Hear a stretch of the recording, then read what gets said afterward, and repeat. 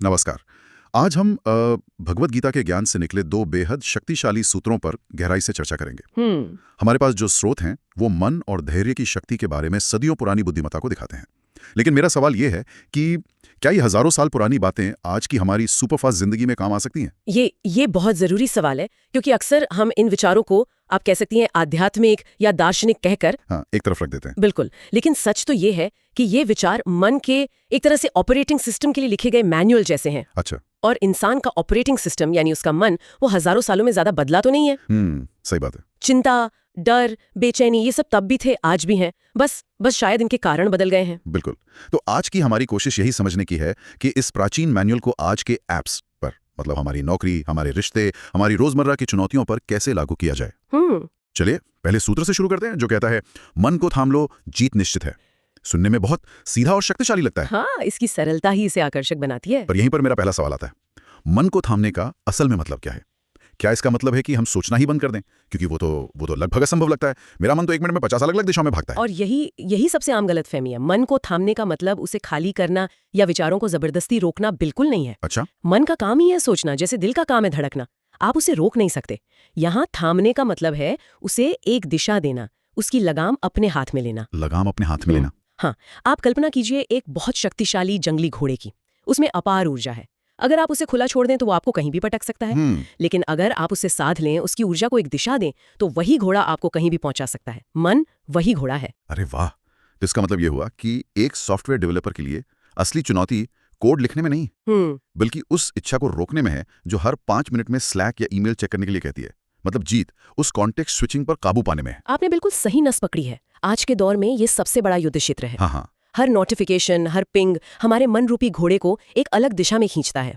जब आप अपने काम पर ध्यान लगाने की कोशिश कर रहे होते हैं, लेकिन आपका मन इस बात पर अटका होता है कि सोशल मीडिया पर क्या चल रहा है या किसी दोस्त के मैसेज का क्या जवाब देना है, तो आप अपनी सबसे कीमती ऊर्जा बर्बाद कर रही हैं। सही बात है। मन को थामने का मतलब है उस पल में ये चुनाव करना कि नहीं, अभी मेरा ध्यान यहीं रहेगा। ये एक छोटा सा चुनाव है, लेकिन यही असली जीत की शुरुआत है। और ये सिर्फ काम तक तो सीमित नहीं है। मैं सोच रहा था किसी से बातचीत करते समय भी तो यही होता है। बिल्कुल होता है। हम सुन रहे होते हैं, लेकिन हमारा दिमाग वो तो ये योजना बना रहा होता है कि हम आगे क्या कहेंगे। हम उस पल में मौजूद ही नहीं होते। बहुत अच्छा बिंदु है। ये हर जगह लागू होता है।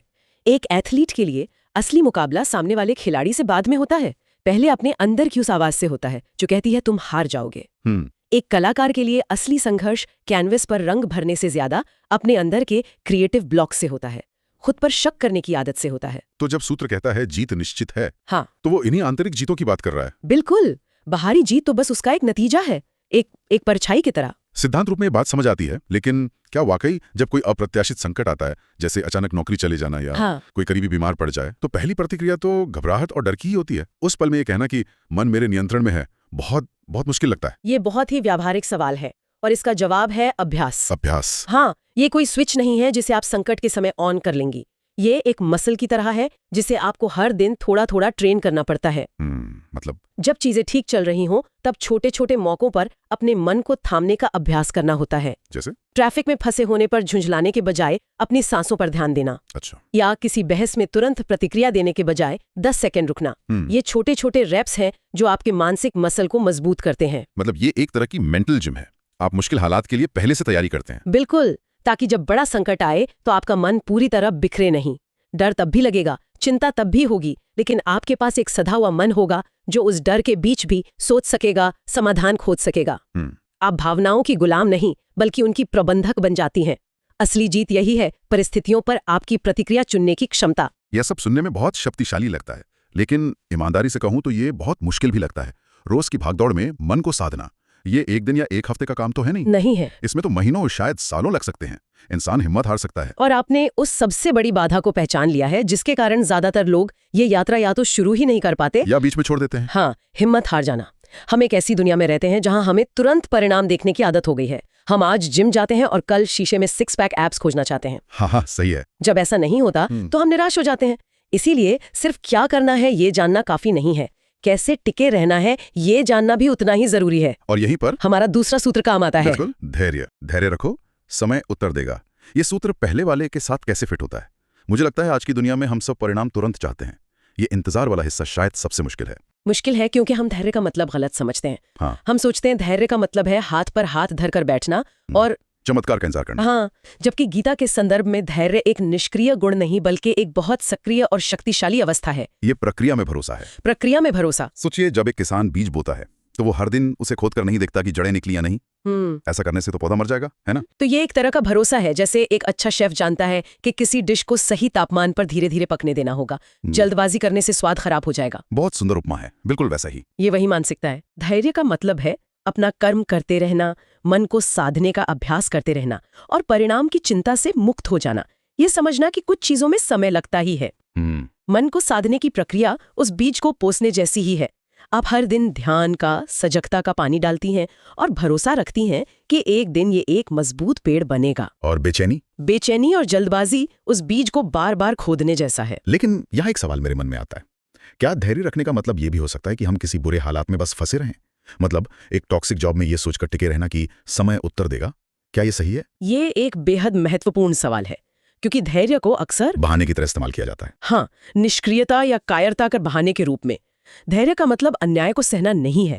सक्रिय धैर्य का मतलब है कि आप स्थिति को बदलने के लिए अपनी पूरी कोशिश करती हैं, लेकिन आप इस बात को भी स्वीकार करती हैं कि बदलाव में समय लग सकता है। अच्छा। आप अपने नियंत्रण में जो है वो करती हैं, जैसे नई नौकरी खोजना, और जो आपके नियंत्रण से बाहर है उसके परिणाम को लेकर आप बेचैन नहीं होती। मतलब प्रयास करना हमारे हाथ में है, परिणाम नहीं। बिल्कुल।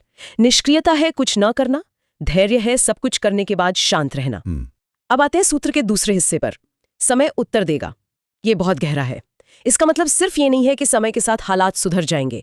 तो फिर इसका मतलब ये भी है कि समय आपको वो परिप्रेक्ष्य, वो समझ देगा जो आपको उस पल में नहीं मिल सकती। जैसे सोचिए, कोई स्टार्टअप है जिसमें आपने अपनी जान लगा दी और वो फेल हो गया। उस पल में तो ये दुनिया का अंत लगता है ना? बिल्कुल। आप खुद से सवाल पूछती हैं, मेरे साथ ही ऐसा क्यों हुआ? कोई जवाब नहीं मिलता। लेकिन 5 साल बाद जब आप पीछे मुड़कर देखती हैं तो आपको एहसास होता है कि उस असफलता ने आपको वो सबक सिखाए जो किसी बिजनेस स्कूल में नहीं मिल सकते थे। बिल्कुल। और उन्हीं सबकों की वजह से आप उस जवाब को समझने के लायक भी बनाया। वाह, क्या बात है। मतलब समय हमें जवाब देने के साथ साथ उस जवाब को ग्रहण करने के लायक भी बनाता है। एकदम सही। जैसे किसी मुश्किल गणित की समस्या का हल पहली कक्षा के बच्चे को नहीं समझाया जा सकता, भले ही जवाब कितना भी सही क्यों ना हो। उसे उस स्तर तक पहुंचने के लिए समय चाहिए। समय घाव भी भरता है और हमें बुद्धिमान भी बनाता है। वो हमें दिखाता है कि जिसे हम उस वक्त एक पूर्ण विराम समझ रहे थे, वो असल में एक अल्प विराम था, एक नई शुरुआत की तैयारी। बिल्कुल। तो अगर मैं इन दोनों सूत्रों को एक साथ रखकर देखूं तो एक पूरी तस्वीर बनती है। ऐसा लगता है कि ये दोनों एक दूसरे के बिना अधूरे हैं। बिल्कुल। मन को साधने की कोशिश हमें धैर्य सिखाती है, क्योंकि हमें रोज अभ्यास करना पड़ता है, और धैर्य रखने से मन को साधना आसान हो जाता है, क्योंकि हम तुरंत परिणाम न मिलने पर निराश नहीं होते। ये एक सकारात्मक चक्र है। एक सधा हुआ मन ही धैर्य रख सकता है, क्योंकि एक बेचैन मन तो हमेशा भविष्य की चिंता में डूबा रहता है या अतीत के पछतावे में। हाँ, और बिना धैर्य के मन को साधना असंभव है। जब आप ध्यान करने बैठती हैं और 5 मिनट बाद ही बोर होने लगती हैं, तो धैर्य ही है जो आपको वहां बैठाए रखता है। तो पहला सूत्र लक्ष्य है, मन को थामना, और दूसरा सूत्र उस लक्ष्य तक पहुंचने का मार्ग और मानसिकता, यानी धैर्य। हाँ। तो आज की हमारी चर्चा से जो 2 सबसे जरूरी बातें मुझे समझ में आई हैं, वो ये है, पहली, हमारी असली जीत की शुरुआत हमारे दिमाग के अंदर होती है। ये सिर्फ आध्यात्मिक शांति की बात नहीं है, ये हमारी बाहरी दुनिया की सफलता की, हमारे करियर की, हमारे लक्ष्यों की नींव है। सही है। और दूसरी बात ये है कि धैर्य का मतलब हाथ पर हाथ रखकर बैठना नहीं है।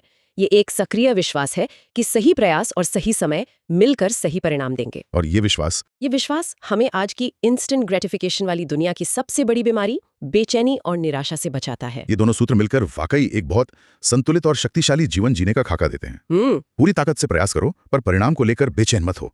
लक्ष्य ऊंचा रखो, पर प्रक्रिया पर भरोसा करो। बिल्कुल। और इसी सोच के साथ मैं श्रोताओं के लिए एक अंतिम विचार छोड़ना चाहूंगी। जरूर। अगर मन को थामना ही असली जीत है, तो आज इस पल में आपकी सबसे बड़ी लड़ाई किस एक चीज से है? क्या वो हर 2 मिनट में अपना फोन उठाकर देखने की आदत है? या भविष्य का कोई डर है जो आपको कोई नया कदम उठाने से रोक रहा है? या अतीत की कोई गलती जिसे आप बार बार दोहराते रहते हैं? उस एक चीज को पहचानिए, और अगर समय ही सारे उत्तर देगा, तो उस उत्तर को साफ साफ सुनने के लिए आज आपको किस तरह के धैर्य की जरूरत है?